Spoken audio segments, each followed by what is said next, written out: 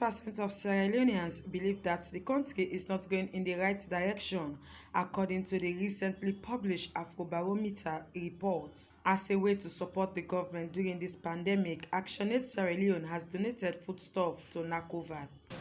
Hello and welcome to Newswatch Online TV News Hour. I am Marian Amaria Bangura.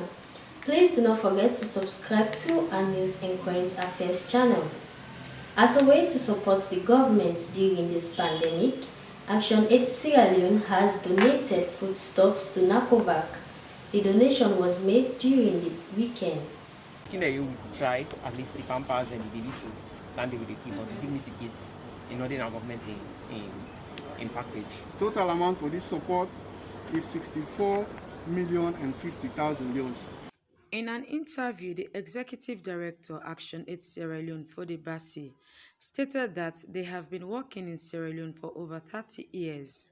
He furthered that responding to an emergency is always their priority.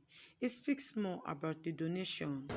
As an organization, we have presence in 7 districts, and we have been in this country for over 30 years. So responding to emergency is part of our strategic priorities, and that was why today we decided to come to DICOVAC to provide some form of support as part of our contribution to the emergency response. This is a part of a support we received from ActionAid International Humanitarian and Response Team, which is about £20,000, an equivalent of about 250 million euros, which we allocated to 4 districts where ActionAid is operating, that is the Western area, Bo, Tonkolili and Cambia.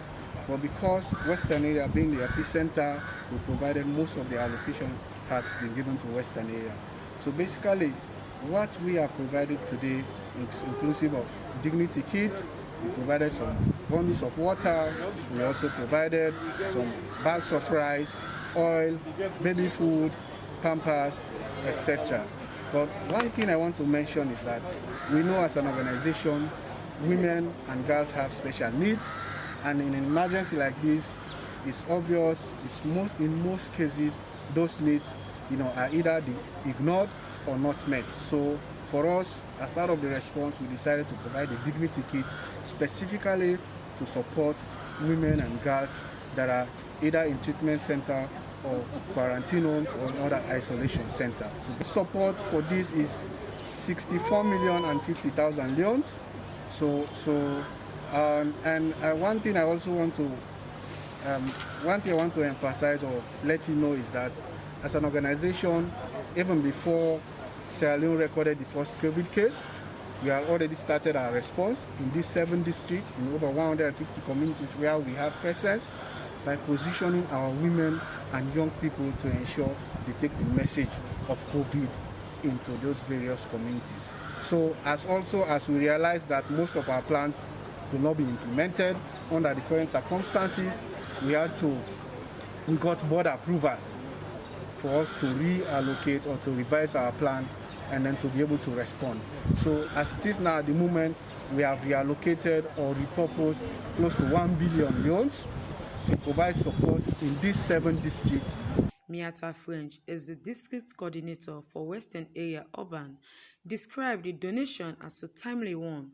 She encourages other organizations who are in the position to support. First of all, I think it was very timely.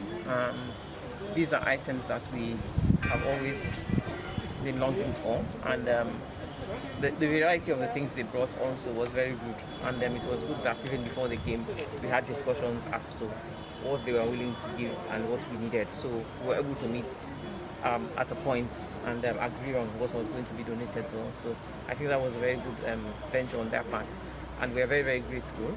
We do have funding for the response, but there are some things that as a response we don't cater for, especially the dignity kits. This is something that we don't usually give. So if they have brought them, then it means that they are filling a gap that we know exists, but we have not been able to address. And those who can, because there are a lot of NGOs who have their programs designed for the year. And like you rightly said, because they were not able to carry out their activities as planned, they tried to diversify and to ensure that what was necessary was what was done. So if other NGOs can also come in and do the same kind of adjustment, then I think it will be a good thing and will be addressing the needs of the people. Well, this is for Western area, so we will not distribute to other DCOVAX. We will distribute to homes, and it's based on what we have now on the list. And definitely today some of it will go out, but it will come on a daily basis. We will not go and distribute at random. As we get quarantine homes and as people go into treatment centers, we will distribute accordingly. Reporting for Newswatch Online TV, I am Hawa Dauda. 68% of Sierra Leoneans believe that the country is not going in the right direction, according to the recently published Afrobarometer report. And Ulavali is the executive director of Institute for Governance Reform. He speaks more on this to Abubakar Ishmael Kamara. You get the same results.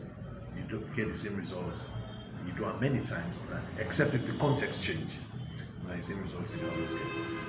So we'll go to a called randomization. Randomization, a way it is select who you talk to. So for example, if you get 17% of people in a Freetown, the randomization approach will make sure say 17% of the respondents now they talk to in a Freetown.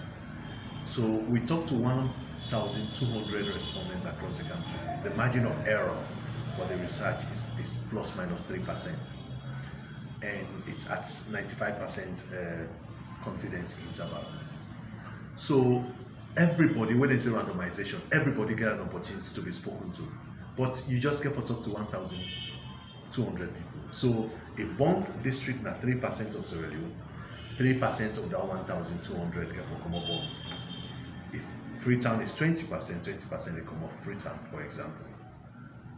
So, and we get what they call EAs, enumeration areas. So the enumeration areas then we they randomly select out of 12,000 enumeration areas, we randomly select 150, and within that 150, because the enumeration area, they get households between 80 to 120.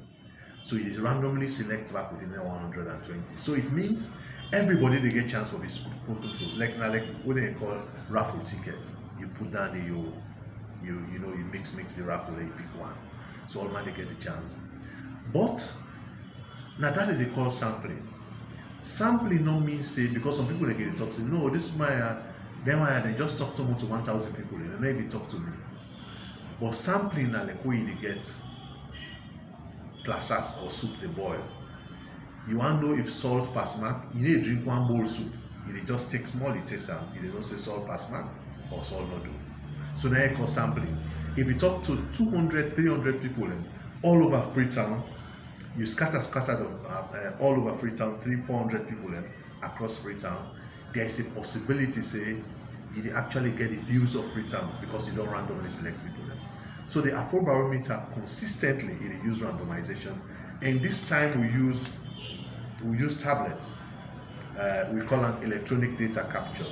So the tablet we use it limit the discretion of even enumerators who will get on the field for let anybody tamper with the data. So for example, if you go on the field, then they show you who side for start. And when they show you inside the machine and they actually tell you say, after you don't talk to one woman, talk to one man. In fact, when you go to the household, when you don't get the household names then, now the machine, the tablet that they show you who they even talk to. So you don't get scope. And at the end of the day, you know you go team up on that tick, you fill the questionnaire.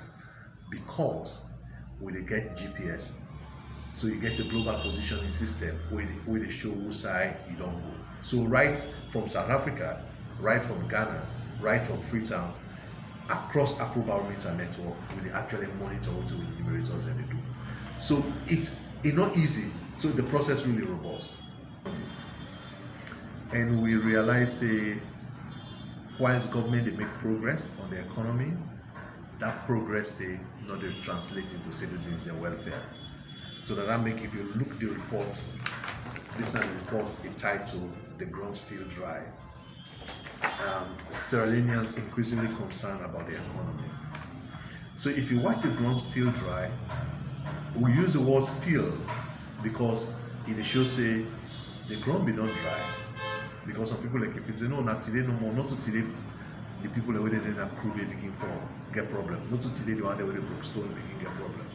It's been a sad accumulation of suffering for many people. In fact, some of them they say they know they ever enjoy it till they die. So we will say the ground still dry. It's not just about speaking to government. It's really about speaking to all political actors. Say what we have now as a product. It shows say really citizens then really get concerned about living standards in the country. When we look at the data, we realize 64% of Sierra Leoneans they say they're not satisfied with the direction of the country. They still say the country is going in the wrong direction. The Patriotic Advocacy Network Sierra Leone, PAN, and the West African Youth Network, WAN, frown at the blatant examination malpractice taking place in the West Africa Senior Secondary School examinations. Ishmael Jallo, Acting Media and Outreach Coordinator, PAN, speaks more on this issue. It's an institution that has always worked to see the spirit of patriotism being instilled in the minds of Sierra Leoneans. We realize that examination malpractice has this tendency of destroying our educational system. So as soon as we saw the hype in examination malpractice, we published a press release condemning and frowning at the examination malpractice, and also calling on state actors, WAEC, the Ministry of Basic and Senior Education, to stop that practice immediately and also put mechanisms in place to see that examination malpractice do not continue in the remaining exam papers. The major causes could be directed to many things. One is the leakage center, WAEC. WAEC is a major cause because those leakages are coming to the institution that's supposed to keep them. So WAEC is contributing greatly to the current state of examination malpractice in the country. I'm not saying WAEC in general, but we have people in WAEC who are leaking out these examination papers. And we also, the students are also causes of examination malpractice. Students nowadays don't take their academic work seriously. They're involved in sapping and social media. So when it comes to exams, they are not prepared. So they rely on examination leakages to see themselves through examinations. And we also have parents. Parents are also contributors. They support their children in these activities. They finance those activities. And we also have invigilators and monitors during exams. They coordinate. They have like a syndicate. It's a well-coordinated syndicate that's urge students to pay so that they can help them. So when these exam papers are distributed in examination centers, they take those papers out, provide answers to them, and come and distribute them to students who pay money to them. So that has also been a problem. So we encourage teachers to uphold morality and integrity, and also to maintain patriotism. First one could be to tell them to maintain patriotism, to understand that we all should love this country equally and we should put the country's interests first, because any individual who has the country at heart will not involve in examination malpractice, ranging from WAEC officials, monitors, teachers, and even students. Let's take a short commercial break. We'll be right back. Are you looking for a place where you will have fresh poultry eggs? Well, your worries are over. Reef Poultry Eggs is here to satisfy you. Visit us at 28 Charlotte Street, Freetown, or call 079-368959. We do wholesale, retail, and home delivery service. Reef Poultry Eggs, your place to be. Where do you go every time I touch you? Welcome back. You're still watching Newswatch Online TV News Hour with me, Marian Amaria Bankura.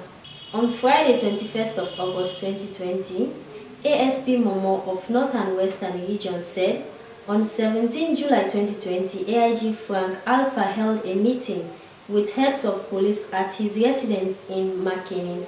AIG Frank updated them that he received a call indicating that EGTC was to collect a generator to relocate at the country's Lunge International Airport. For more on this, Abdallah Fawundu reports. Following the testimony of a riot that commenced in McKinney City a couple of weeks ago, an operations officer, Momo, has testified that the deputy mayor of McKinney said a group of young men had gathered at EGTC office pronouncing that the generator not be removed. According to him, he and others were pelted with stones when they approached the youth. Defense lawyer Wara Seri Kamal applied for bail. The young men have not been implicated in the matter, she said. The offenses are bailable and urged that Magistrate Mark Gegba grant them bail, she added.